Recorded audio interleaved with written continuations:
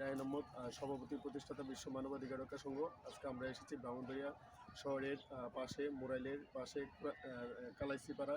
এই কালাইসিপাড়ার হিন্দু জনগোষ্ঠীর মধ্যে কীভাবে শিক্ষার আওতা নিয়ে আসা যায় সেজন্য আমরা কাজ চালিয়ে যাচ্ছি। বাংলাদেশের মাননীয় প্রধান উপদেষ্টা ডক্টর মোহাম্মদ ইউনূস এবং ইন্ডিয়ার মাননীয় প্রধানমন্ত্রী নরেন্দ্র মোদী এবং পাকিস্তানের প্রধানমন্ত্রী শাহবাজ শরীফের মধ্যে কীভাবে আলোচনার মাধ্যমে বাংলাদেশ, ইন্ডিয়া, পাকিস্তানের মধ্যে শান্তি প্রতিষ্ঠা করা যায় সেজন্য বিশ্ব মানবাধিকার রক্ষা সংঘ এবং রায়হান আহমদ একাডেমির কাজ চালিয়ে যাচ্ছে। আমেরিকার প্রেসিডেন্ট ডোনাল্ড ট্রাম্প এবং নরওয়ের প্রধানমন্ত্রীর মধ্যে যে আলাপ হয়েছে, আমরা আমেরিকা এবং নরওয়ের মধ্যে এবং আমেরিকা এবং চায়নার মধ্যে, চায়নার প্রেসিডেন্ট শি জিনপিংয়ের মধ্যে একটা আলোচনা চাই এবং আমরা চাই আমাদের বিশ্বের শান্তি প্রতিষ্ঠা করার জন্য এবং বিশ্বের সকল দেশের জলবায়ু পরিবর্তন যাতে মোকাবেলা করা যায় সেজন্য আমরা কাজ চালিয়ে যাচ্ছি।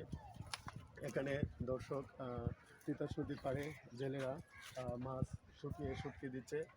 বাংলাদেশের কক্সবাজারের মতো লাগে, অসাধারণ সৌন্দর্য একটি জায়গা।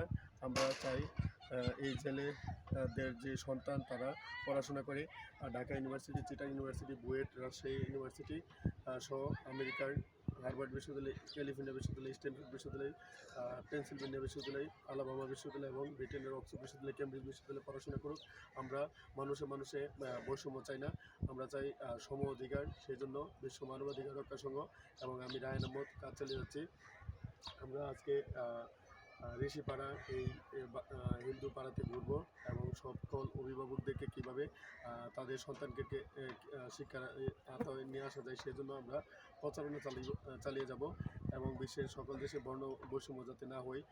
ইন্ডিয়ার মহাত্মা গান্ধী এবং বিশ্বের সর্বকালের সর্বশ্রেষ্ঠ মহামানব হযরত মুহাম্মদ সাল্লাল্লাহু আলাইহি ওয়াসাল্লাম এবং সাউথ আফ্রিকার নেলসন ম্যান্ডেলা এবং আমেরিকার মার্টিন লুথার কিং জুনিয়রের মতো আমি রায়হান আহমদ কাজ চালিয়ে যাব এবং মালয়েশিয়ার মাহাথির মোহাম্মদের মতো বিশ্ব শান্তি, মানব কল্যাণ, মানবাধিকার ও ন্যায় বিচার প্রতিষ্ঠার জন্য কাজ চালিয়ে যাবো ইনশাল্লাহ।